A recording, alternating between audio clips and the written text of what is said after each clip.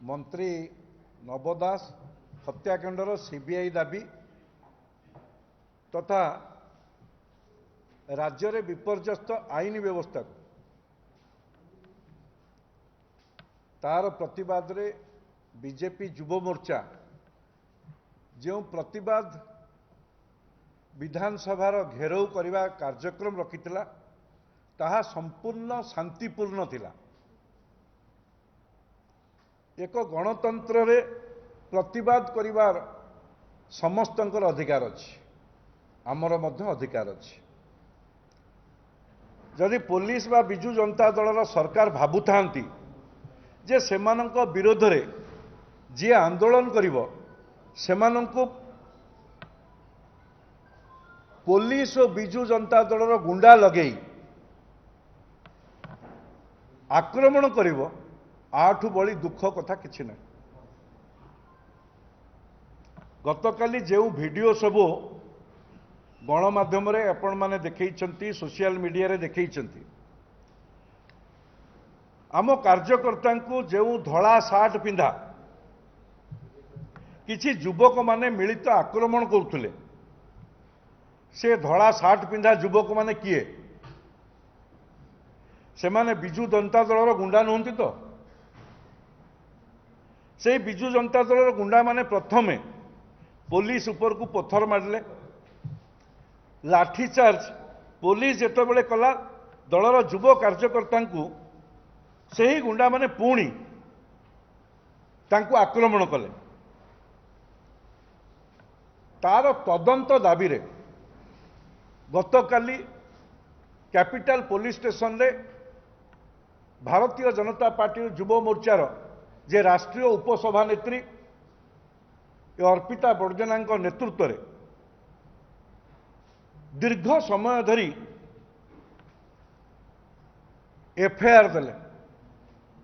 FIR T पंजीकरण हैला नहीं, राति 3टा पर्यंत सेठारे उपस्थित रहिले पूर्वतन मंत्री पूर्वतन सभापति मनमोहन सामल जाई पहुंची से बुझासुझा कर उठे के आणले। वर्तमान सुधा मध्य पंजीकरण है नहीं। ये सूचना दौची सीधा सड़क भाव में राज्यर आईन श्रृंखला परिस्थिति कोभली अच्छी। खोद भुवनेश्वर रे राजधानी कैपिटल पुलिस स्टेशन रे जदि एफआईआर रजिस्टर्ड होना समस्त तथ्य प्रमाण थिला बेले ये आईन तो समस्त समान ना नहीं। मुख्यमंत्री कहती आईन ता बाटर निश्चित भाव जाऊँच काम कर ये आईन नुहे कि जो पुलिस कर्मचारी मैंने आम दल कार्यकर्ता को अमानुषिक भाव में बाड़े महिला कर्मकर्ता मान जो असद आचरण कले से कौन आईन ऊर्ध्वर कि युव मोर्चार 22 जन कार्यकर्ता सभापति समेत तांकर समस्त पदाधिकारी जो भली भाव में राति अधरे राति 1:30 तांकु फॉरवर्ड कले एवं जो भली भाव में से जो माने तांकु बाराक रे देखिया पे जाइतिले जो युवक माने युव नेता माने जो माने से कार्य नथिले माने प्रतिवाद कार्यक्रम रे नथिले सेमानकु मध्य जेल जीवा पड़ला।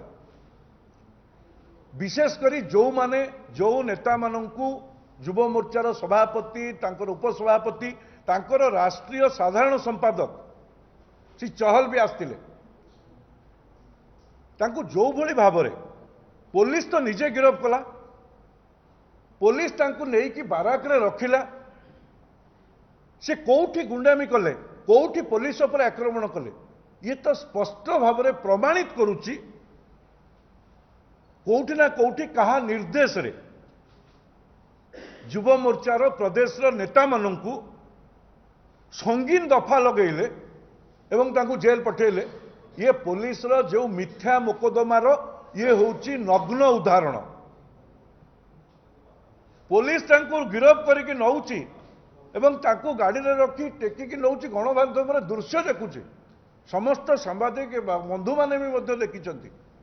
नेता मानकु गिरफ करी नबा गाड़ी रे बसैबा तांकु बाराक रे रखिबा तांको ऊपर 307 दफा भली संगीन दफा लगेबा ये कोठी ना कोठी प्रमाण करुच्ची पुलिस ये मिथ्या केस रे पारंगम होइछन्ति।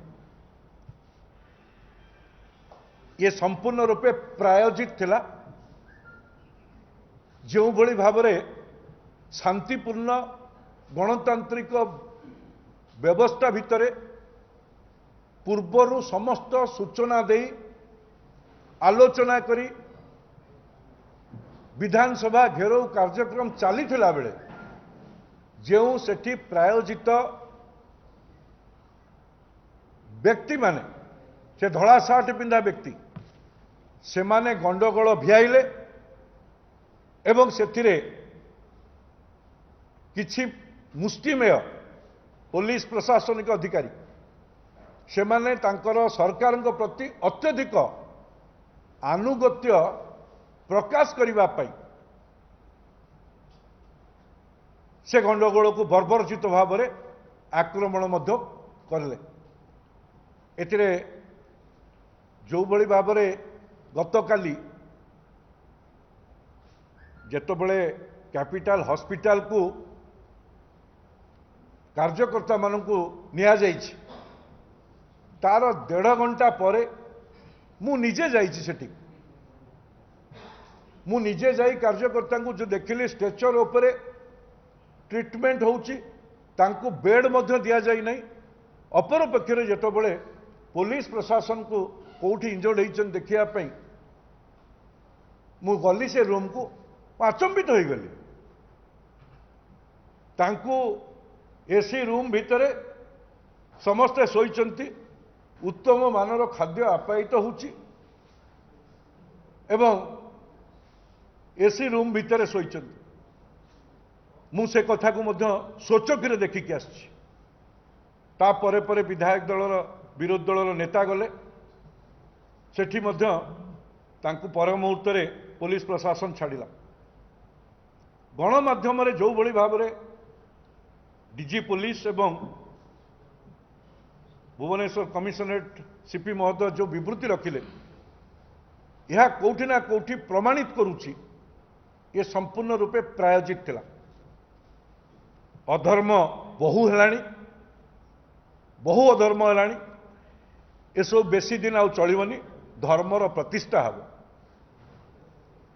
आमे नवबाबूंकर हत्यार सीबीआई तदंत दाबी करिछु एवं आगामी दिन में मध्य ए दाबी चालू रहिबो। राज्य रे ए आंदोलन मध्य भारतीय जनता पार्टी निर्णायक मोड़ पर्यंत नब। समस्त को धन्यवाद। ये जो धड़ा सार्ट पिंधा कथा मु कहूली ए जो युवक किए गणमाध्यम ये पूरा सफा सफा भावुची आमे आशा करूथुलु ये तदंत करिवे या स्पष्ट भाव में पुलिस प्रशासन राज्यवासी आगे देखइबे।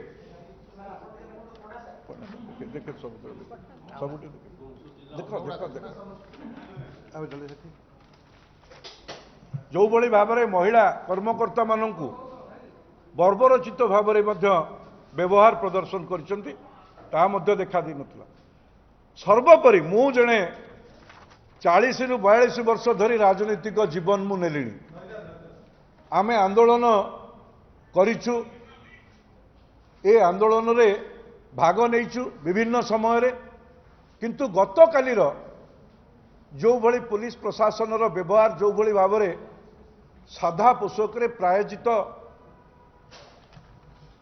कार्यक्रम ये मो जीवन में मु देखि नथिली। जो भली भाव में नेता मानू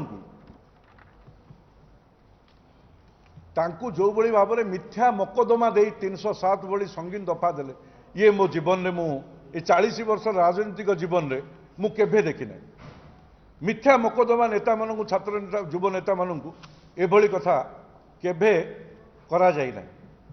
ये मो पे मध्य गोटे नुआ अनुभव थिला। समस्त को धन्यवाद। देखंतु निश्चित रूपे ये जो आंदोलन आरंभ होइछि ये स्पॉन्टेनियस आंदोलन चलिबो। मते किछि कहिया पे पड़िबो नै। ये प्रायोजित नुहे पिला माने युवक मानकर जो अग्निस्फुलिंग वर्तमान जाग्रत हम ताकू राज्य सरकार मु चेतावनी दूची राज्य सरकार सम्मुखीन हेबे निश्चित रूपे यार प्रतिवाद विभिन्न स्वर में विभिन्न जगह करेंगे।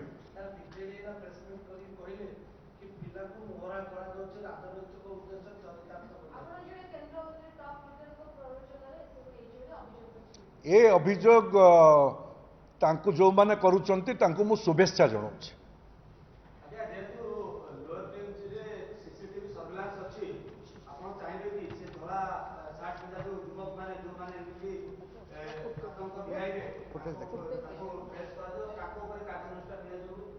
एफआईआर आम दौचे एफआईआर बर्तमान नौ ना राज्य में जो आईन श्रृंखला व्यवस्था विपर्यस्त होती जहाँ विरुद्ध रे ये प्रतिवाद कहीं आज कोर्ट को जावाई पड़ुची अनेक कथार आपण माने समस्ते जानिथिबे से तीर्तोल विधायक कथा कहतु कि आपणकर से हॉकी तारकार कथा जो गणमाध्यम बहुत प्रसारित होती महांगार कथा हो जदि ये अनेक एफआईआर नौ ना लोकों को जावाई पड़ुची हाईकोर्टर डायरेक्शन रे पुलिस एफआईआर रेजिस्टर्ड करुच्ची ये तो स्वचक्षुरे मु गत काली देखिली सीधा सड़क भाव में जिते फुटेज अच्छी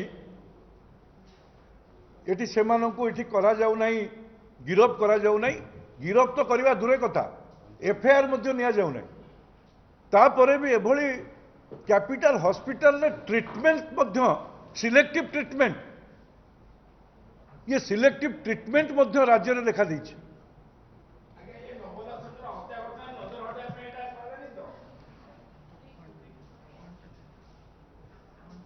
ये जो भली भाव में राज्य सरकार आज बोधे 31 दिन हम बारंबार भारतीय जनता पार्टी डिमांड करिछि जे सीबीआई तदंत करा जाओ सीबीआई तदंत करने विधानसभा हो कि राजरास्ता हो ए जगार तदंत दाबी रोचे सरकार निजर स्वच्छता प्रथम दिन मु कही सरकार निजर स्वच्छता प्रमाणित करने सीबीआई दबार असुविधा कौन अच्छी। धन्यवाद। आउ कौन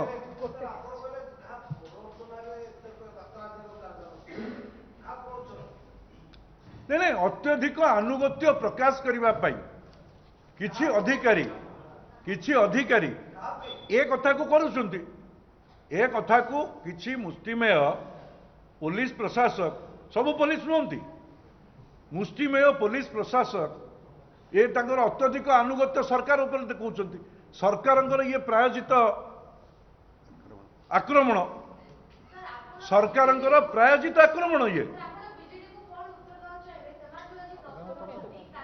तांको उत्तर को मु दवा चाह बाध्य नुहे।